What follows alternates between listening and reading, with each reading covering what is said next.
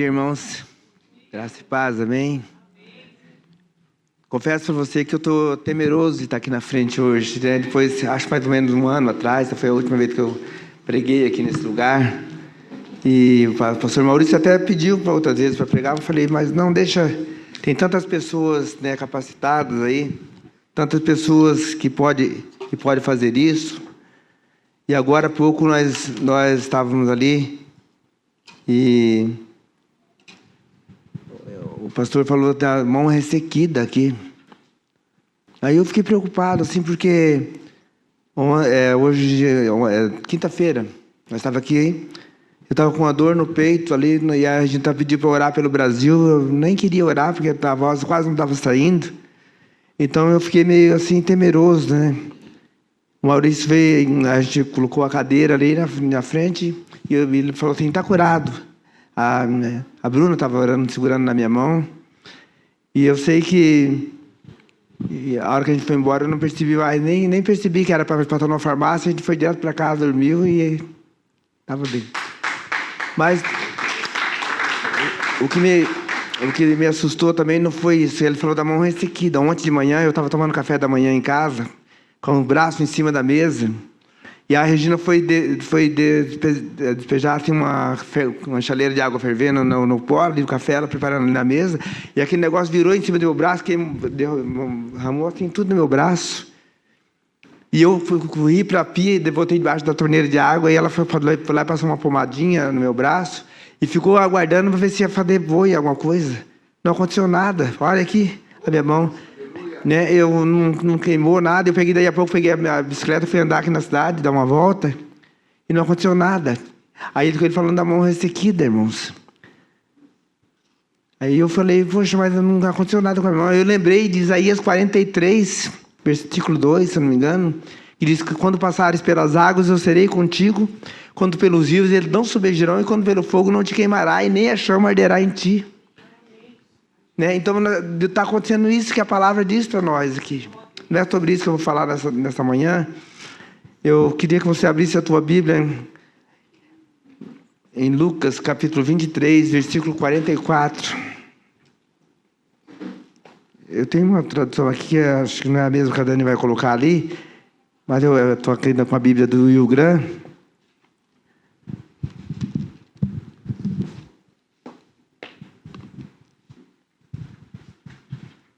Isaías, capítulo 23, versículo 44 até 49, diz assim: já era quase meio-dia, e escurecendo-se o sol, houve trevas sobre toda a terra, até às 3 horas da tarde. O véu do santuário se rasgou pelo meio. Então Jesus clamou em alta voz: Pai, nas tuas mãos entrego o meu espírito. E dito isto, expirou. O centurião, vendo o que tinha acontecido, deu graças a Deus, dizendo: verdadeiramente, este homem era justo. E todas as multidões reunidas para aquele espetáculo, vendo o que havia acontecido, retiraram-se, batendo no peito. Entretanto, todos os conhecidos de Jesus e as mulheres que tinham seguido desde da Galileia ficaram de longe contemplando as coisas. Então as pessoas estavam vendo aquele espetáculo que estava acontecendo ali para eles. E a pergunta é: o que você faz com esse acontecimento na sua vida? Aquela sexta-feira, das 9 da manhã às 3 da tarde, que o Filho de Deus estava sendo crucificado. Eu fiquei pensando, eu tenho temor, irmão, quando vem, dá um frio na barriga quando a gente chega nesse lugar aqui. Porque na quinta-feira, quando a gente ora aqui, a hora que fala, Senhor, não traga para cá, para esse altar, nenhuma pessoa que não seja digno de estar trazendo a tua palavra. Né? A gente ora assim, para as pessoas que estão aqui cantando, para as pessoas que estão aqui pregando. E eu fiquei observando a equipe de pregadores e pregadoras que tem aqui na igreja, né? um nível bem alto, graças a Deus, um conjunto, como diz a filosofia, né? Um conjunto de conhecimento metódico e sistemático da realidade inexperimentável, né? Hoje de manhã a gente estava aqui assim no Vida Plena, então a gente está dizendo, você que está em casa nos assistindo, né? Aí eu cheguei ali, as pessoas falaram para mim, você está chique? Aí eu falei, qual que você acha melhor? Eu vim de paletó e gravata ou de camiseta e bermuda? Eu não tenho coragem de subir aqui de bermuda, porque eu tenho temor desse lugar. Eu não tenho. Eu lembro de uma semana que nós fazíamos essa semana de oração aqui. Eu pedi para cada líder pregar um dia da semana, trazer uma palavra. E a pessoa veio de camiseta de futebol, time de futebol e calção. Eu não falei nada para ela. Só não convidei mais para subir aqui. Porque aqui é um lugar santo, né? É um lugar da casa de Deus. E a pergunta que a gente vai fazer nessa noite é para cada um de nós. O texto que... Eu peguei um livro do Max Lucado e coloquei algumas coisas que também nessa página aqui, que eu gostaria de ler também para você. Diz, talvez você esteja prestes a ser apanhado em uma tempestade. O tempo está ameaçador, o vento está soprando, o nível da água está subindo e você não sabe para onde ir. Você fez tudo possível, mas mesmo assim seu casamento não se mantém. É apenas uma questão de tempo. Ou então você deu um passo maior que as pernas. Está pensando que jamais poderia ter aceitado um compromisso desse. Não tem como terminar dentro do prazo.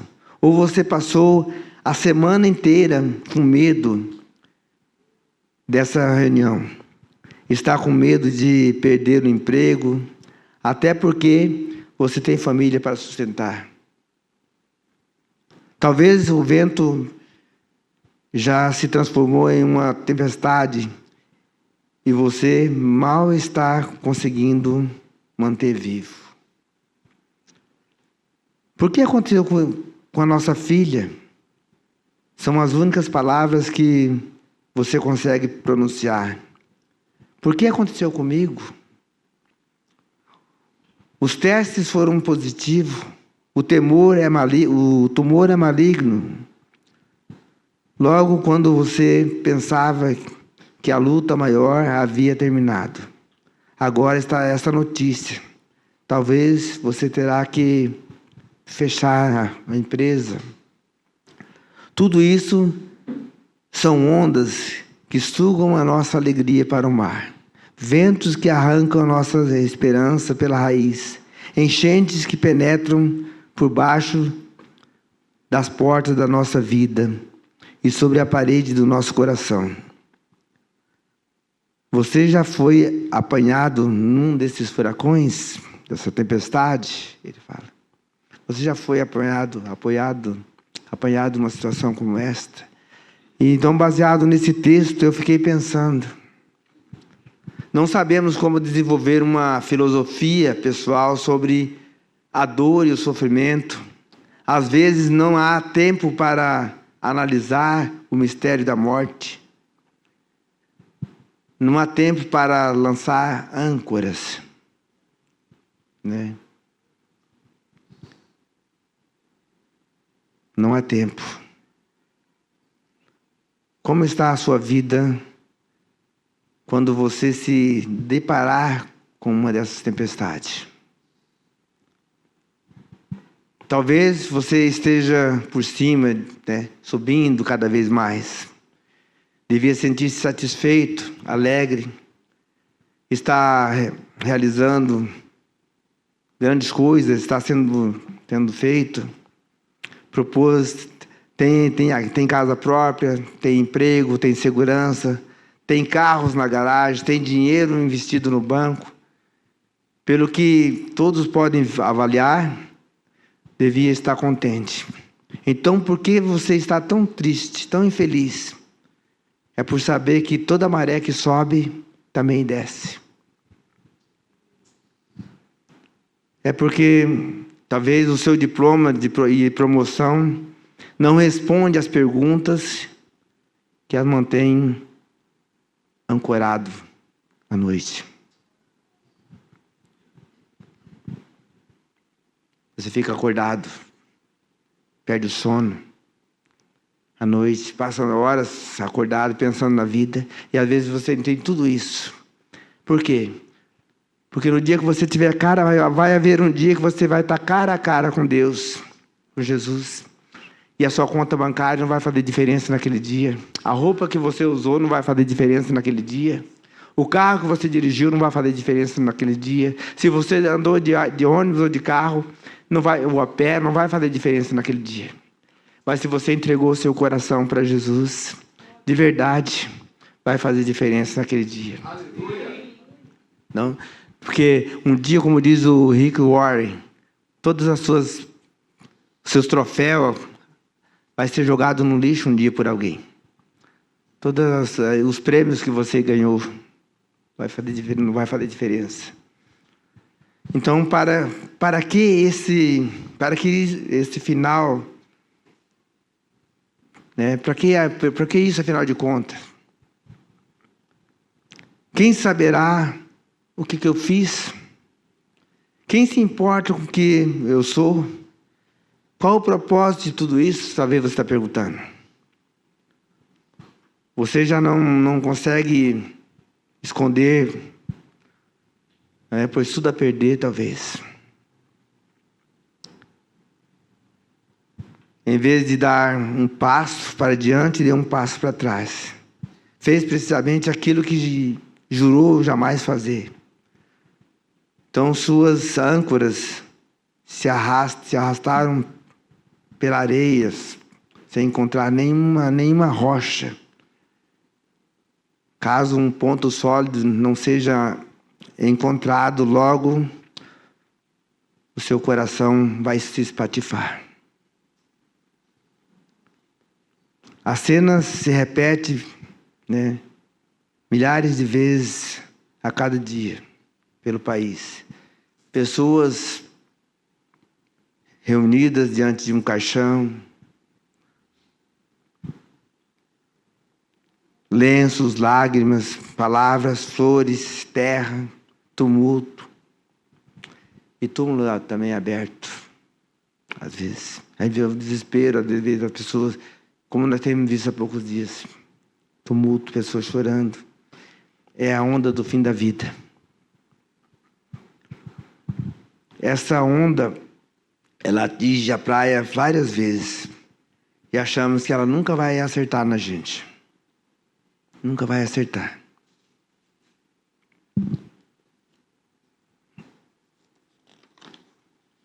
Você não precisa enfrentar esse monstro sozinho. O que ele fez, o que Jesus fez lá na cruz, foi para dizer que ele continua com você. O que ele fez naquele dia. Ele está com você. Então há alguma tempestade vindo do seu lado? A pergunta nessa manhã é essa: há alguma tempestade vindo para o seu lado? Eu quero lhe mostrar 3 pontos de ancoragem, 3 grandes pedras que podem enfrentar qualquer tempestade. 3 rochas que seguram qualquer onda. Cada ponto de ancoragem foi implantada firmemente em uma rocha há 2024 anos, mais ou menos, atrás, por um carpinteiro que dizia ser o Cristo. E foi tudo feito em um único dia, numa sexta-feira. Tudo foi feito durante 6 horas de uma sexta-feira, das 9 da manhã às 3 da tarde. Quando era jovem, você estava ocupado demais para refletir dessa maneira. Tinha tanta coisa para fazer, mas agora o seu lar está vazio. Aquele que precisava de você, tem outros que precisam dele. E você pergunta: Por que está acontecendo isso comigo? Por que está acontecendo isso comigo? Deus estava numa cruz. O Criador do universo estava sendo executado. Não era 6 horas normais. Não foi uma sexta-feira qualquer. Seus amigos correram para se esconder. E você? O que você faz em um dia como esse na história? Se você crê que aquele que estava naquela cruz era Deus, se você crê nele, então aquele monte é um granito cravado de estacas, as quais você pode se ancorar, você pode segurar. Aquelas 6 horas não foram 6 horas normais. Foram as horas mais críticas da história, pois durante aquelas 6 horas, naquela sexta-feira, Deus cravou na cruz 3 pontos de ancoragem sólidos para suportar qualquer furacão. Primeiro ponto de ancoragem: a minha vida não é inútil. Não é inútil. Não sabemos, né, o que vai acontecer conosco. Mas eu quero dizer que há alguém no controle. E eu tenho um propósito. Segundo ponto, meu fracasso não são fatais. Não é que Ele ama apenas o que eu faço, mas Ele ama quem eu sou. Aquele que tem a forma de me condenar, forneceu a forma de me livrar. Eu cometo erros, Deus não. Ele me criou. Terceiro ponto de ancoragem: minha morte não é o final. Existe uma pedra onde eu devo segurar-me. Ela é grande. Ela bloqueou a entrada do túmulo. A tumba que ele selava era de alguém que estava de passagem. Ele apenas entrou para provar que podia sair. E quando saiu, levou consigo a pedra. E a transformou num ponto de ancoragem para quem quiser segurar. Esses são os pontos de ancoragem da cruz.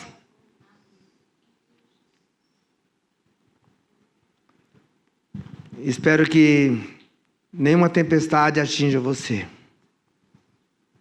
Nenhuma. Mas, no caso de atingir, aceite o conselho do marinheiro. Ancore fundo, ore e segure-se firme. E não se surpreenda se alguém caminhar por cima das águas para lhe estender a mão. E se você não consegue dormir, você está cansada, exausta de ser atingida pelas ondas, dos sonhos quebrados, exausta de confiar em alguém apenas para ter essa confiança devolvida num envelope sem endereço de remetente. Diga agora para Deus: o que foi que roubou a sua alegria, seu entusiasmo infantil? Quais são os nomes desse fardo? Quais são os nomes desses fardos? E essa exaustão que toma as palavras do carpinteiro, torna elas tão irresistíveis. Ele diz: vinde a mim todos que estão cansados. Mateus capítulo 11, versículo 28. Vinde a mim. O convite é para nós irmos a Ele. Por que Ele? Eu fiquei olhando para esse texto. Eu não estou lendo os textos bíblicos para não ganhar tempo, porque a gente também não sabe como é que está a hora. Eu não sei se aquele relógio lá está certo. Mas ainda a gente tem um tempo. Ele oferece o convite como um rabino paupérrimo numa nação oprimida. Não tem cargo político. Ele não tem cargo político. Nenhuma relação com as autoridades de Roma. Não escreveu um livro dos mais vendidos. E não tirou nenhum diploma. Estava olhando no capítulo lá do livro do Marcos Lucado, ele também fala isso. Eu copiei ele lá. Essa frase aqui. 6 horas de uma sexta-feira. Contudo, né, ele não tinha nenhum diploma.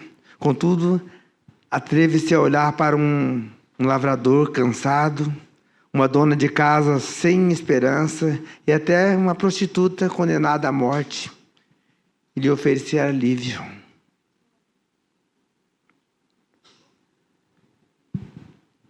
Totalmente fora daquilo que nós vemos hoje, né? Totalmente.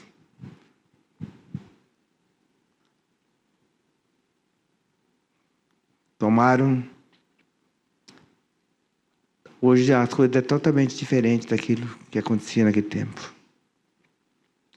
Tomai sobre vós o meu jugo e aprendei de mim, porque eu sou manso e humilde de coração, e encontrareis descanso para vossas almas. Mateus capítulo 11, versículo 29.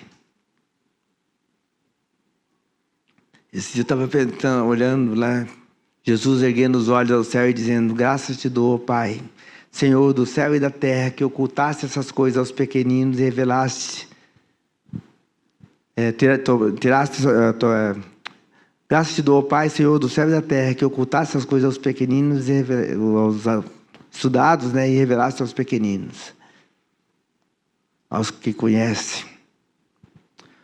O povo veio, trouxe consigo o fardo da sua existência.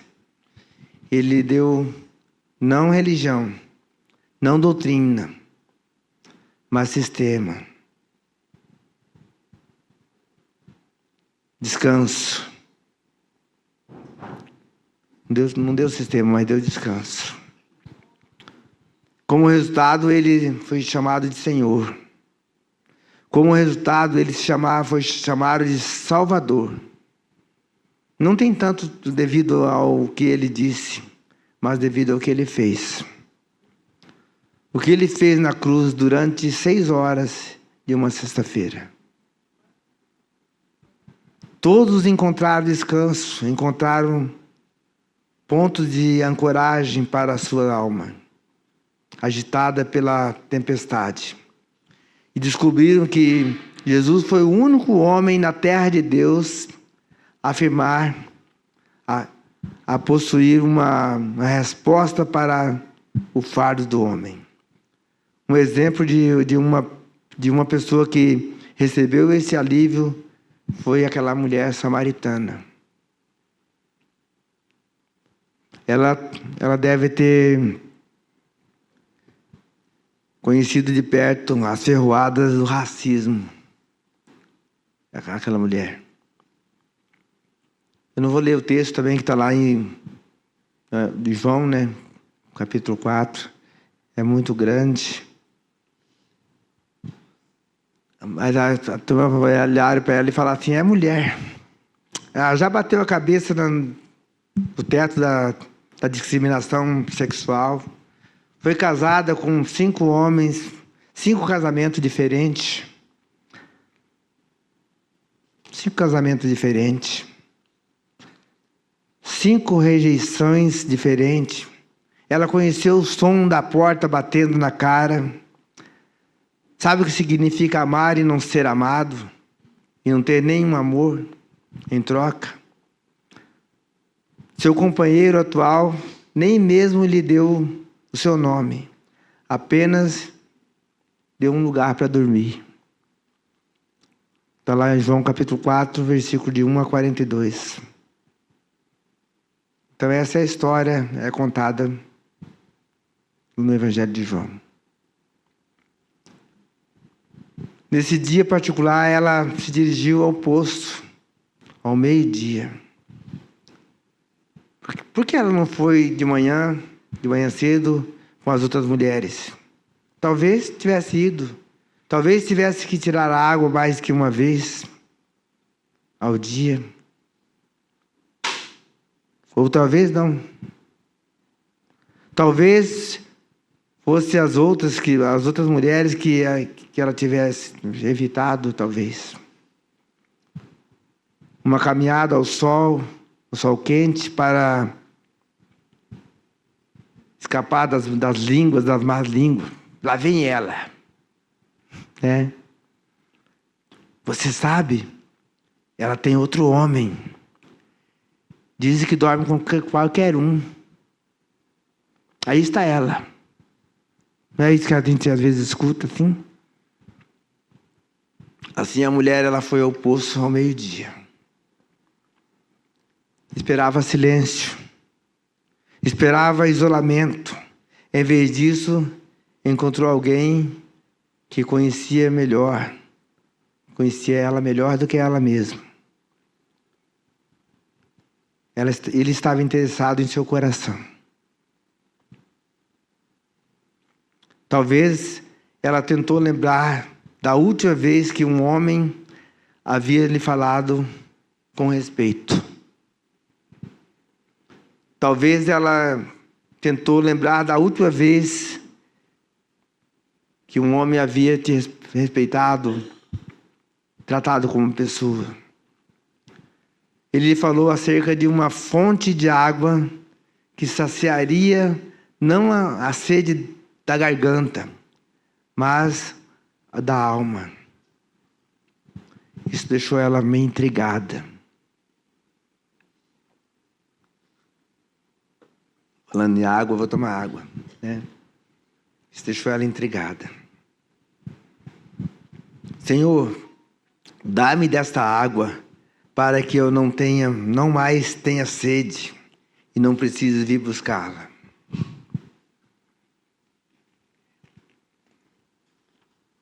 Jesus, ele manda chamar o seu marido. Jesus manda chamar o seu marido e ela disse, eu não tenho.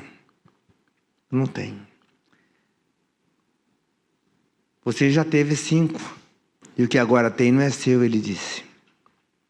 Nenhuma crítica, nenhuma braveza, nenhuma repressão.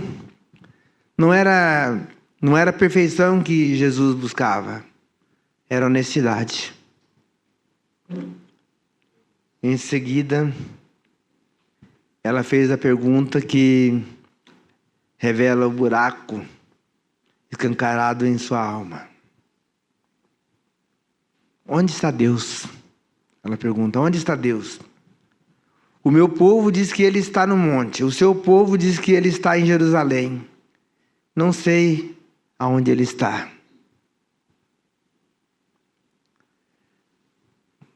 De todos os samaritanos que buscavam a Deus, uma mulher. De todas as mulheres que, com apetite insaciável por Deus, uma divorciada 5 vezes. Extraordinário, né, irmãos? Jesus ele não revelou os segredos ao rei Herodes. Não pediu audiência com o Sinédrio. Não foi ao tribunal romano para anunciar a sua identidade. Mas ele foi à beira de um poço, numa terra rejeitada, a uma mulher condenada, que ele revelou os seus segredos.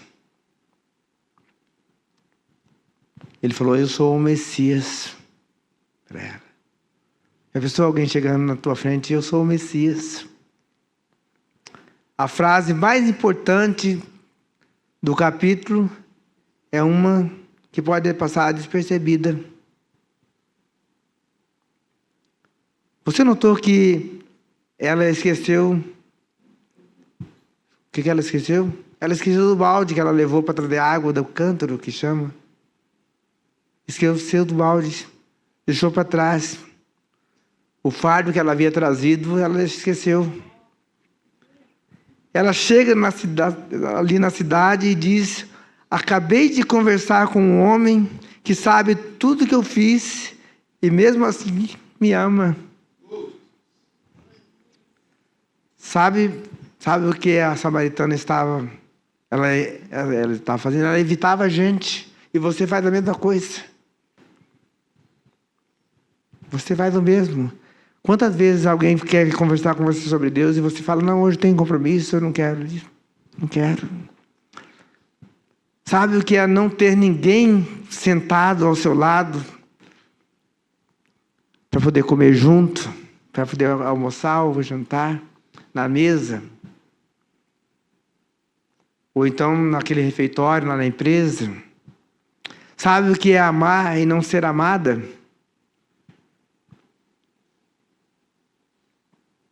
Você talvez também já perguntou: onde está Deus? Já fez isso? Deus está aqui. Deus está aqui. Mas se você evitar, Ele fica muito, muito distante. Mas Ele está aqui. Não foi embora. Mas hoje você pode escolher ir para casa com Ele no coração ou ir embora sem Ele. Tem muitas vezes que as pessoas vêm aqui, mas vai embora sem Ele. Hoje você tem que decidir se quer ir para o céu ou ficar aqui, como diz a música. Para concluir, eu sei que o relógio, não sei porque está correndo tão depressa hoje, mas para concluir, eu queria lembrar mais de uma pessoa, a mulher adúltera. Jesus, lá no João capítulo 8, também não vou ler o texto, mas João capítulo 8, de 1 a 11, Jesus foi para o Monte das Oliveiras. O Monte das Oliveiras era um lugar assim onde Jesus costumava orar. Esse lugar é uma pequena serra montanhosa que incorpora 4 picos. Dizem que o mais elevado fica a 830 metros acima do nível do mar. É mais ou menos o que nós estamos hoje. Aqui na nossa região, nós estamos mais ou menos a 900 e poucos metros acima do nível do mar. Né? Então lá, aquela mulher que eles pegaram ela em adultério e levaram para Jesus, falou: mas a lei de Moisés diz que tinha que apedrejar. E você, o que diz? Lá em Levítico está também as leis. A mulher não era valorizada. Eles diziam, às vezes, até que ela não tem nem alma. A mulher, os rabinos, os fariseus, aquele pessoal tudo. Mas Jesus ignorou aqueles acusadores e achou que essa acusação era muito maliciosa para merecer uma resposta. Quando nós estivermos acusando alguém, eu creio que ele não está respondendo a nós. Como nós olhamos para as pessoas, como que Deus olha para as pessoas? Será que Ele coloca um fardo nas nossas costas? Não, a Bíblia diz que Ele tira. Não é como uma pessoa que pega uma arma e sai atirando por aí. Não. Jesus não estava interessado no assunto do momento, que se chamava pena de morte. Ele não estava. O assunto dele era outro. Jesus jamais escreveu algo a não ser esta vez em toda a sua vida, segundo sabemos pela Escritura, posto que ele escreveu somente no chão. Ele agiu somente com a finalidade de salvar uma pecadora. Eu gostaria que você pensasse um pouco nesse versículo. Nós que sempre queremos justiça, lembre-se de que nenhum homem pode ser sempre juiz da causa das pessoas. Nenhuma pessoa. Eu fiquei uns 3 anos indo no tribunal do júri para fazer parte dos jurados. Eu saía da empresa, né? A empresa liberava, porque eles convidavam e eu ia lá. E eu via as pessoas falando as coisas. Eu via também as pessoas fingindo. Vi também advogados chorando como se fosse um ator. Vi tantas coisas. Mas eu falava, Deus, só quero falar aquilo que eu devo falar. E mais nada. Então todos os homens são culpados diante de Deus.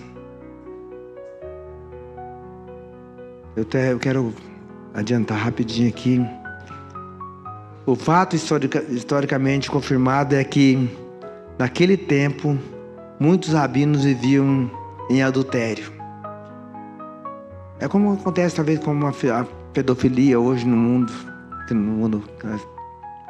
Estava ali para acusar aquela mulher. Se Jesus não estivesse ali, ela seria apedrejada. Eu imagino que os mais velhos saíram na frente, porque talvez eles tinham mais pecado do que os outros. A condenação só vem porque os homens preferem ignorar a lei de Deus e permanecer nas trevas. O Senhor Jesus, ele deixou entendido nessa história que a grande dose de hipocrisia, né? A grande dose de hipocrisia naquilo que estava acontecendo ali, na questão do julgamento de outras pessoas, e que dificilmente existe homens qualificados para julgar o seu semelhante. O homem tem muito mais facilidade em julgar do que em perdoar. Mas Deus nos vê com outros olhos, que nos dá uma segunda chance, independente do pecado que nós cometemos. Eu lembro de uma frase que foi, acho que o Jaime Kemp, ele disse assim, a frase que salva qualquer casamento é essa. A primeira é: eu estou errado. A segunda é: por favor, me perdoe. E a terceira é: eu amo você. Então Jesus falou para aquela mulher, cadê aqueles, quando ele falou isso, ele foi saindo, ele falou para ela, cadê aquela turma? Ninguém te condenou? Ela disse, não, Senhor. Ele falou, eu também não te condeno, vai e não peques mais.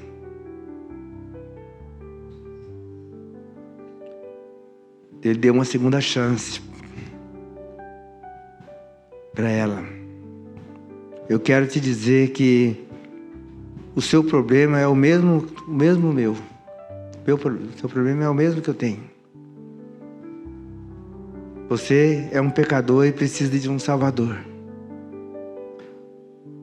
E a pergunta é nesta manhã, você quer vir a Jesus?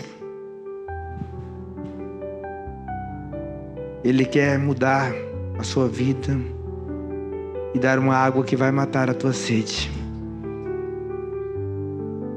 Você quer vir a Ele?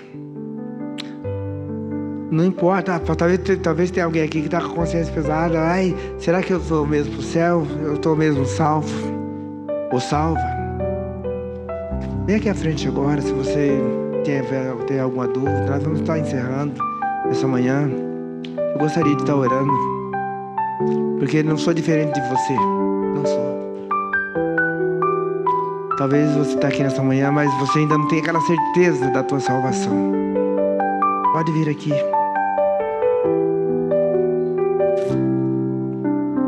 Eu estou terminando nessa manhã. quero dizer para você que eu não sou diferente de você. Só que o Deus de Jesus olha para mim com amor. Ele não olha com os olhos da condenação.